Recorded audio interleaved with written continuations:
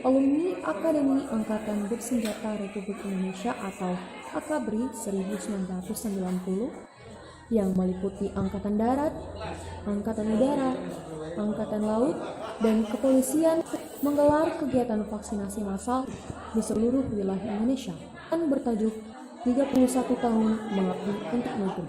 Pelaksanaan vaksin massal tersebut juga dilaksanakan di Kepulauan Nias, termasuk di Kabupaten Nias Barat, yang pelaksanaannya dipusatkan di Puskesmas Lahumi, Kecamatan Lahumi, Kabupaten Nias Barat.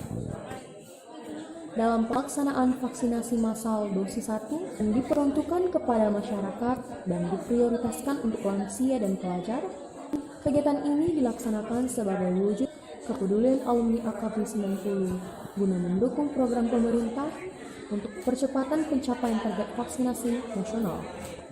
Wakil Bupati Nias Barat, Dr. Era Erahia, FM MSI, sangat berterima kasih kepada alumni AKABRI Angkatan 90 yang memberi bantuan vaksin sebanyak 2.000 dosis pada Kabupaten Nias Barat.